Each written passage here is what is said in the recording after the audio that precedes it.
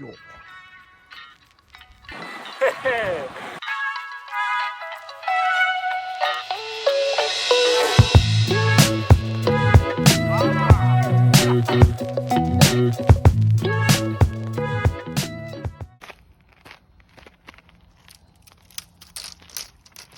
Nii, nüüd ma mõtlesin seda, et ma räägin teile täpsemalt, mis varustuse ma laagrisse kaasa võtsin.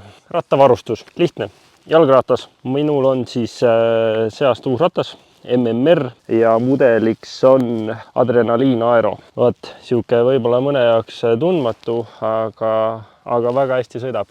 Tal on siis Ultegra D2 elektriline käiguvahetus. Treeningutel kasutan siis Garmin 530 kompuutrit, mis siin on. TT Swissi trennijooksud on all. Fisiku sadula ostsin siia teise, sest originaali sobinud. Kasutan ka Stagesi siis powermeetrit, mis on siis vasakpoolse käppa oma. Ja kasutan ka Shimano Ultegra pedaali. Kiivriks on mul siis Abus Game Changer kiiver. See aasta ma sõidan Blissi prillidega. Kingad on mul siis Shimano DR9 mustad.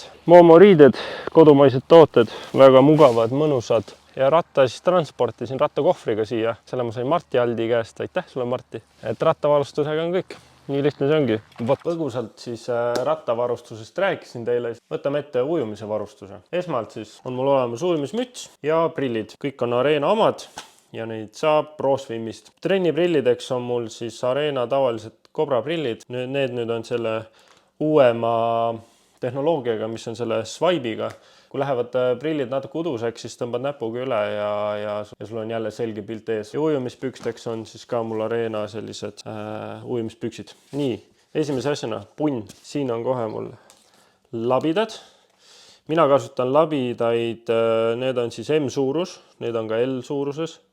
Ja mina kasutan labidal ainult ühte kummi, mis käib siis siia keskmise sõrme juurde niimoodi. Et miks see hea on see, et siis sa harjutad seda ilusti käe vette panekut. Et kui sul on kaks kummi, näiteks siit randmöörest ka, siis see on lihtsam variant. Siis labidas ei tule nii lihtsasti käest ära. Aga kui sul see ühe kummiga on, siis kui sa käe vette paned, on ju, et kas sa paned ta ilusti õigesti nii, nagu on vaja, või sa paned liiga näpud ees või külg ees, siis kohe karistab ära ja tuleb käest ära. Ma paar aastat toruga ei ujunud, nüüd ma käisin ProSwimis ja nad andsid mulle. Tore on toruga ujuda, et tehnikaharjutus ja need on päris mugav teha. Selline hästi lihtne asi, aga tehnikaharjutustel väga hea asi. Et siis sa ei pea hingamisele väga palju mõtlema, et saad just sellele tehnikaharjutusele mõelda. Lestad. Vot sellised suured lestad. Need peaks vist olema 46-47 jalale. Et mu jalalg on 46, et selles mõttes minule väga sobivad ja mul meeldivad ka need lestad, nad on sellised head kiired. Ja siis on veel kopsikud ka kaasas. Ja kopsikuid on ka erinevaid variante, et mina kasutan siis 5 kopsikuga ujumist. Ma tean, et mõni kasutab 3, mõni kasutab 4. See kõik sõltub sellest, kui palju neil sinna vöö ümber mahub. Nii, ja siis on tarvikute kott. Lauda mul ei ole, seda ma sain ujulast kasutada, nii et lauaga väga palju asju ka ei ole, nii et ma ei näinud pointi, et peaks selle kaasa võtma. Ja nüüd liigume edasi jooksuasjade poole. Ega jooksuvarustuses ka selles mõttes midagi suurt kaasas ei ole, muidugi on riided on ja need ma võtsin vastavalt siis ilmale kaasa, vaatasin ilmateatest, mis ilmad siin on ja selle järgi otsustasin. Pigem võtsin natuke rohkem kaasa, et oleks mida selga panna. Siis mul on jooksuvarustuses on mul 3 paari tosse kaasas.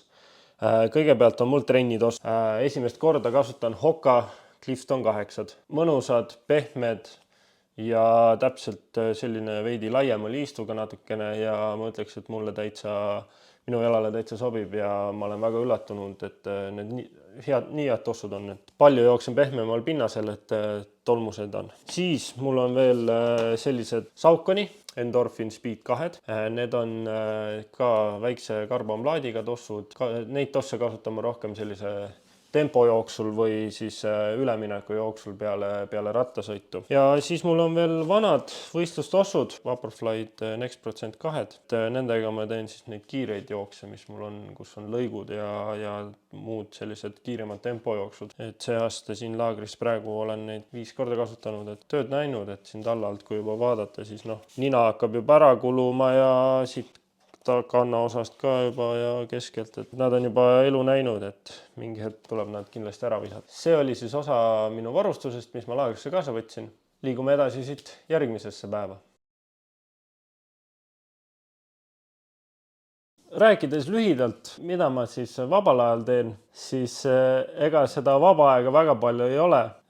Üldjoontes vaba aega on mul päeva jooksul selline, ma arvan, kokkuvõttes äkki mingi 2-3 tundi maksimaalselt. Mis ma selle aja sees teen? Ma istun üsna palju YouTube'is ja Netflixis. Ikka pean ära mainima selle ka, et ka palju käin siis Jupiteris Eesti teatuid asju vaatamas. Näiteks siin viimasel ajal hakkas uus hooaeg Eesti mängul ja Rakett 69. Kui me YouTube'ist räägime, siis ma olen hästi selline tehnikahuviline, siis mul on siin ühe kutisärk on seljas, M539 Restorations. Ta siis restaureerib vanu BMW-sid. Ta tegeleb sellega Saksamaal ja tal on väga ägedad videod ja ütleme niimoodi, et ma hakkasin teda vaatama juba siis, kui tal esimesed videod välja tulid 2 aastat tagasi, et sellest ajast saadik ma olen tema videosid pingsalt oodanud ja vaadanud. Netflixist üldjoontes ma vaatan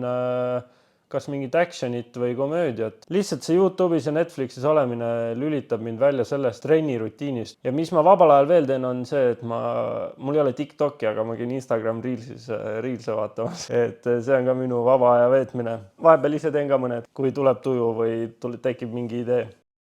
My life be like, yeah. My life be like, yeah.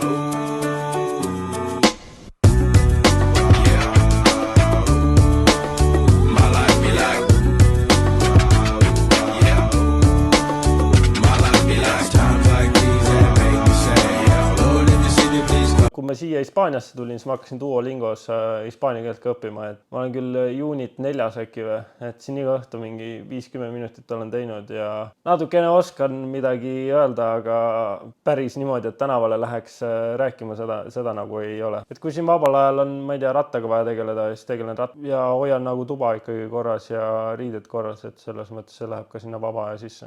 Sellised lood siis sellest, kuidas ma oma vaba aega veedan.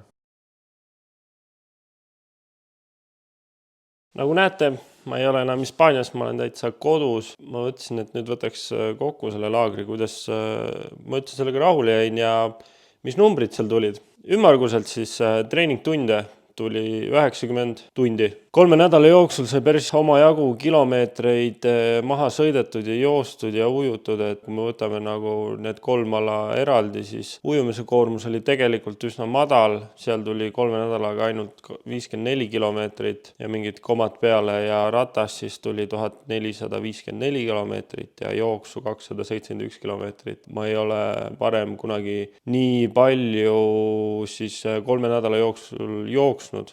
Et varem, kui minu nädala kilomeetrid jäid seal 40-50 vahele, siis praegu oli niimoodi, et ma nädalas jooksin 70 ja 90 ja sinna vahemikku. Et väga suur edasiminek. Et selles mõttes laagri siis paigaga ma jäin ka väga rahule, et ma selle otsuse võtsin ja sinna läksin, sest seal oli nagu sõitmist igal pool ja teid oli väga palju, kus sõit. Rattasõidu tingimused olid ideaalselt, sai nii tõusu sõita kui ka natukene flätti seal rannikuala peal ja väga mõnus oli ja samuti jooksuks ka. Said nii pehmed pinnas, said kiiremaid lõike teha asfaldilõigul. Igal pool oli ruumi, et ei olnud sellist ülerahvastumist, et ma olin nagu väga rahul, et see linnak oli selline täpselt keskmise suurusega ja kõik asjad sai nagu ära tehtud. Ja mis minust edasi nüüd saab, järgmine teisipäev võtan suuna Hispaania poole uuesti ja siis tuleb kevadlaager siis koos treeneri ja teiste sportlastega, et ma arvan, et seal saab ka kõvasti veel lihvida natukene seda vormi paremaks, et siis 18. märts Lanzarote poolikul olla heas vormis ja püüelda selle poole, et välja võidelda koht lahti MM-i jaoks. Nüüd ma ütlesin selle kõva häälega välja, et selline minu eesmärk on nüüd siin kevadel. Ja kui sulle see video ikkagi meeldis, siis viska pöial ja vajuta seda subscribe'i nuppu ka siis ja seda kellukest seal kõrval, siis saad teada, et uus video on üles tulnud ja saate vaadata, millega ma tegelen. Näeme juba järgmine kord ja tšau!